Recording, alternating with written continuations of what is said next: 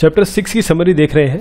हमने लिमिट्स और कंटिन्यूटी देखी, डेरिवेबिलिटी देखी, और अब जब ये डेरिवेटिव्स हमने देख लिए कि डिफरेंशिएशन कैसे होता है, क्या इसके रूल्स होते हैं, क्वोशिएंट रूल, चेन रूल, बाकी सब, रोलेस थ्योरम, लेकिन बात यहाँ पर आके रुकती है कि हम ये पढ़ते क्यों हैं, क्या काम है इसका डिफरेंशिएशन का।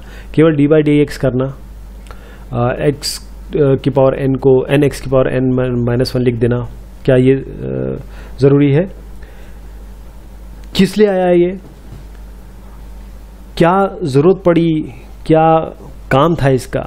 तो उसका जवाब देने के लिए ये चैप्टर 6 है कि जो डेरिवेटिव्स हैं उनके एप्लीकेशंस क्या हैं। तो ये चैप्टर उसके लिए है। तो शुरुआत करते हैं हम। सबसे पहले है if a quantity y varies with another quantity x। अगर एक y x के साथ वेरी करेगी और कुछ रूल है जैसे y is equal to fx में, तो जो dy बाई डी एक्स है या f डैश x दोनों एक ही चीज़ है, represent the rate of change of y with respect to it. यानी dy बाई डी एक्स जो है वो rate of change of y x के रिस्पेक्ट में बताता है।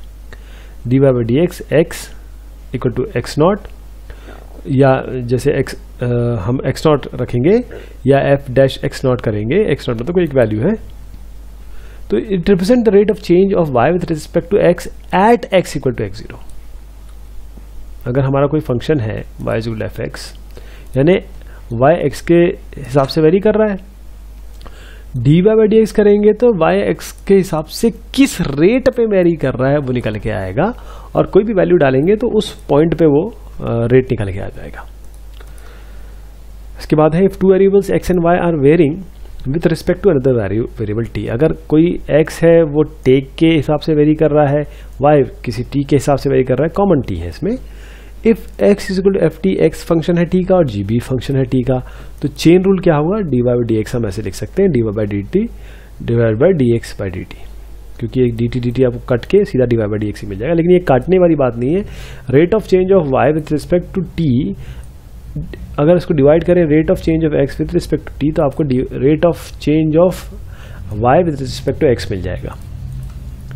इसके बाद है function f is said to be, अब देखिए increasing on an interval A B. अगर एक फंक्शन f है वो इंक्रीजिंग किसी इंटरवल में इंक्रीजिंग है, तो इसका मतलब x1 is less than x2 in AB. This implies function of x1 is also less than equal to fx2. तो अगर कोई इंटरवल में a या b में कोई x और 1 बिलोंग करते हैं और x x2 से छोटा है, तो fx1 भी fx2 से छोटा होगा। इसके हम बोलेंगे कि फंक्शन इंक्रीजिंग फंक्शन है। इसी तरीके से हमारे पास एक डिक्रीजिंग फंक्शन होता है। अगर x1 x2 से छोटा है और अगर ये decreasing x1 x2 a b में लाई करते हैं और x1 x2 in a b, ये इम्प्लाई करता है कि fx1 ग्रेटर देन होगा fx2 से, जबकि x1 x2 से छोटा है, तो इसे हम डिक्रीजिंग फंक्शन कहेंगे। Alternatively f dash x is less than equal to 0, यहाँ पर था f dash x is greater than equal to 0। अगर f डैश मतलब जब d y by d x है या फिर डिफरेंशिएशन है, अगर ये ग्रेटर देन इक्वल टू 0 है तो इंक्रीजिंग होगा, d y by d x f dash x less than equal to 0 होगा, तो हम कहेंगे डिक्रीजिंग फंक्शन है। The equation of the tangent at x not y to the curve y is equal to f x. कोई भी curve ले लीजिए आप, और उसका अगर आप टेंजेंट, सॉरी गलत बन गया, थोड़ी डायग्राम मेरी ऐसी है, ये देखिए अब ठीक बना थोड़ा बहुत। तो अगर हम इक्वेशन ऑफ टेंजेंट निकालना चाहेंगे किसी x नॉट y नॉट पे, इस y is equal to f x curve पे, तो हम इस तरीके से निकालते हैं y माइनस वाई नॉट। ये d y by d x क्या है, दिस इज द स्लोप, जो हमने लाइन में पढ़ा था, this is the slope, d y by d x is nothing but the slope at x0 y0, और ये y0 हो जाएगा, ये x0 ये y0, बस यही आप समझ लीजिए अभी। If d y by d x does not exist at point x0 y0, then the tangent at this point is parallel to the y axis and its equation is x equal to x not. अगर differentiation does not exist किसी एक point पे x not why not पे नहीं ये कर रहा है, तो इसका मतलब ये क्या हो गया, D by d x slope exist नहीं कर रहा है, स्लोप क्या है, 0 है। और जब हम ये देखिए, जब हम ये बात करते हैं कि स्लोप m 0 है या m इनफाइनाइट है, यानी tan थीटा 0 है, इसका मतलब साइन थीटा 0 है, sine theta by cos theta 0 है, तो टेन थीटा 0 है, इसका मतलब आपका ये देखिए, ये साथ साथ देखिए, ये भी एक बात कह रहा है, ये भी एक बात कह रहा है, दोनों एक ही लाइन कर रहे हैं। अगर आपका ये dy by d x exist नहीं करता है तो इसका मतलब ये y एक्सिस है, और अगर एग्जिस्ट करता है x इक्वल टू x0 पे, अगर ये है तो dy बाई डी एक्स आपका 0 है, इसका मतलब ये पैरेलल टू x एक्सिस है, y equal to f axis parallel to x axis. इसके बाद आएगा equation of the normal to the curve y equal to f(x). अब नॉर्मल क्या है, देखिए m1 m2 क्या होता है, -1 होता है ना। अगर एक का m1 है तो दूसरा क्या होगा, -1 बाय m2, यही यहाँ पर लिखा हुआ है। जो m है वो क्या है, dy बाई डी एक्स, और -1 by dy by d x होगा तो इसका नॉर्मल हो जाएगा। तो ये बोल रहे हैं equation of normal to curve, अगर ये टेंजेंट की हमने जस्ट इक्वेशन निकाली थी, इसका नॉर्मल होगा -1 by d by d x, बाकी y minus y0 x minus x0 तो रहेगा ही रहेगा।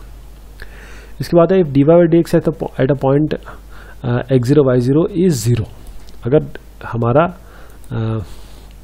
डिफरेंशिएशन या dy by d x rate of change of y with respect to x 0 है, तो equation of the normal is x equal to x not. और यदि dy by d x does not exist, अगर ये exist ही नहीं कर रहा है, तो normal is parallel to x axis and the equation is y equal to y0, x equal to x0, y equal to y0। इसके बाद let y equal to fx, अगर हमारे पास ये फंक्शन है डेल्टा x, डेल्टा बहुत small के लिए यूज होता है, be a small increment in x, थोड़ा सा बढ़ा दीजिए, डेल्टा y थोड़ा सा y से बड़ा होगा, तो delta y is equal to f x plus delta x minus f x. ठीक है, थोड़ा सा ये जो f x plus delta x बढ़ा इन, और जो नॉर्मल जो एक्चुअल एफ एक्स से माइनस करेंगे तो डेल्टा y आएगा। डी वाई क्या हो जाएगा, d y by d x क्या होता है, एफ डैश एक्स, तो d y by d x क्या हो जाएगा, मतलब डी वाई क्या हो जाएगा, एफ डैश एक्स, तो d y by d x होता है, तो डी एक्स की जगह आप डेल्टा एक्स लिख सकते हैं। D x is the small increment which is good approximation for delta y. तो डेल्टा वाई के लिए हमने ये अप्रोक्सीमेशन ले लिया, दिस के लिए डी एक्स हम डेल्टा एक्स ले सकते हैं which is relatively small, and we denote delta y by d y by delta y. ठीक है, डी वाई अगर हम यहाँ पर डेल्टा एक्स कर देते हैं तो उसको हम डेल्टा वाई कर सकते हैं बहुत स्मॉल के लिए। इसके बाद आया point c in the domain of function f at which इधर एफ डैश इक्वल टू 0 और F is not differentiable is called the critical point of. एक पॉइंट सी किसी डोमेन में किसी फंक्शन के या एफ डैश सी 0 यानी डिफरेंशिएशन 0 है, या F is not differentiable is या एफ डैश 0 है या नॉट डिफरेंशिएबल है, उस पॉइंट सी को हम उस डोमेन में कहते हैं critical point. First derivative test कैसे लेंगे, let f be a function defined on an open interval, let f be a continuous at a critical point c in n।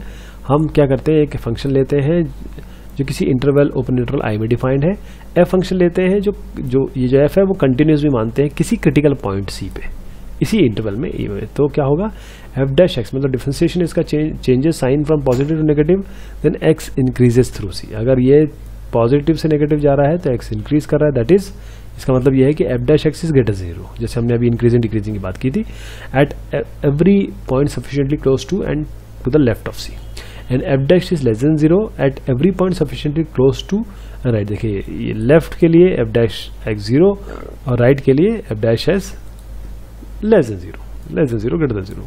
तो ये जो सी है पॉइंट, उसे हम लोकल मैक्सिमा कहते हैं।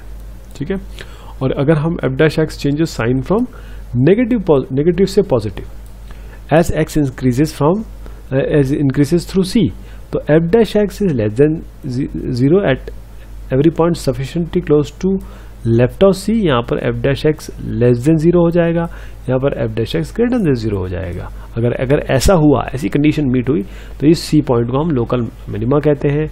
और अगर f dash x does not change sign as x increases through c, अगर x c के थ्रू इंक्रीज कर रहा है और एफ डैश एक्स चेंज नहीं हो रहा है, तो c is neither a point of local maxima nor a local minima, ना लोकल मिनिमा है नो लोकल मैक्सिमा है। उस पॉइंट को हम कहते हैं point of inflection. Second derivative test कैसे करेंगे हम, अगर एक फंक्शन है अगेन इसी इंटरवल में है और c बिलोंग करता है i में, let f be a twice differentiable, f जो है f डबल डैश एक्स है मान लीजिए, तो अगर x equal to c is a point of local minima, x equal to c point of local minima में है, if f dash C equal to zero, मतलब पहला डेरिवेटिव जीरो है, और f double dash is double dash at c is less than zero, तब हम the value of f C is called the local maximum value of F.